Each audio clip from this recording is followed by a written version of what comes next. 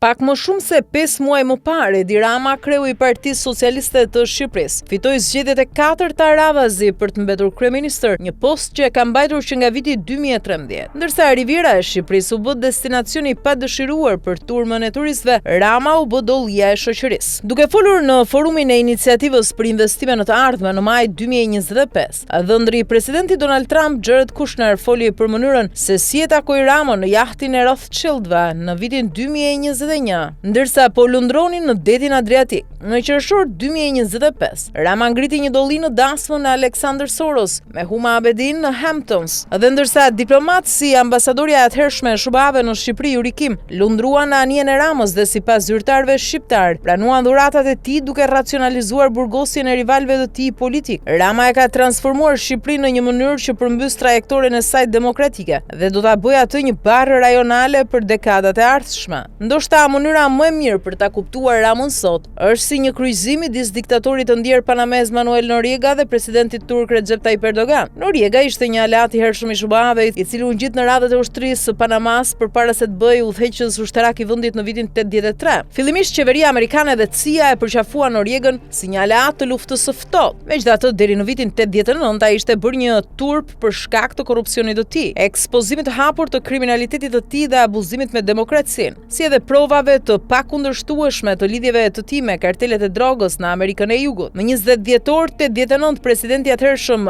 George Bush urdhëroi pushtimin e Panamas për të arrestuar Noriegën. Ndërsa Kombet e Bashkuara e dënuan pushtimin, një sondazh i CBS, New York Times me panamezët pasqyroi mbështetje dërmuese për të. Një sër politikanësh shqiptar që intervistova në SBA, Greqi dhe Zvicër, përfshiri antar të Partisë Socialiste të Ramës dhe Partisë Demokratike të ish-kryeministrit Sali Berisha, folën për marijuanën e ekonomisë së Shqipërisë. Shqipëria ka qenë prej kohësh një kultivues i paligjshëm i marijuanës, por në korrik 2023 Rama minatoi me forcë në parlament një projekt ligj për legalizimin. Në teori marijuana shqiptare është medicinale, në realitet ajo nxit krimin e organizuar dhe pastrimin e parave. Kultivimi i paligjshëm mbetet, por qeveria e Ramës përdor legalizimin për të shpjeguar një rënje të konfiskimeve. Në Ramën Shqipëria mbetet një partner i madh dhe qendër për kartelet e Amerikës Latine dhe tregtinë e tyre të kokainës në Europë. Ekzistojnë gjithashtu ngjashmëri të pakëndshme midis Ramës dhe Erdoganit. Të dy burrat përvetësuan ambasadorë amerikanë, të cilët i shfrytzuan pozicionet e tyre në kontrata fitimprurëse pas daljes në pension. Ashtu si me Erdoganin, kontrata të tilla i sjellin dobi në mënyrë disproporcionale Ramës, punonjësve të tij të larguar ose miqve të tij.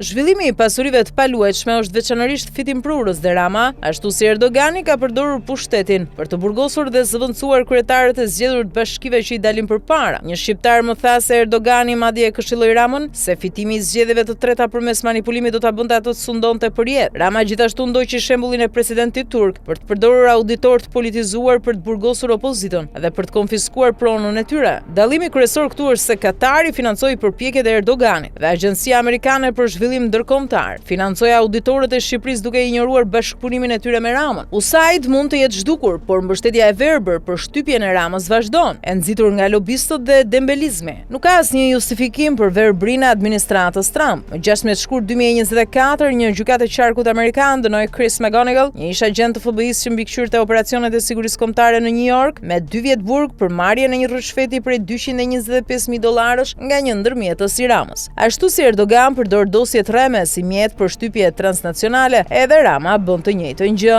Viktima e fundit është ish zëvendës kryeministri Arben Ahmetaj, i cili përballet me akuza të rreme për refuzimin e përfshirjes në rrjetën e korrupsionit të Ramës, por të cilin Zvicra mund ta deportojë në Shqipëri bazuar në auditime të rreme të financuara nga SBA dhe kompromisin moral të Kim. Njerëzit e fortë mund të jenë në mod, por çdo bast mbi Ramën do të jetë pa aq vetëshkatrues sa basti i presidentit Ronald Reagan mbi Noriegën ose përqafimi i ish-presidentit Barack Obama me Erdoganin, qoftë për avancimin e karteleve të drogës apo terrorizmit. Si Noriega ashtu edhe Erdogani dëmtojnë interesat e SBA-ve. Rama përfaqëson më të keqen nga të dy. Amerikanët në fundit do ta paguajnë çmimin.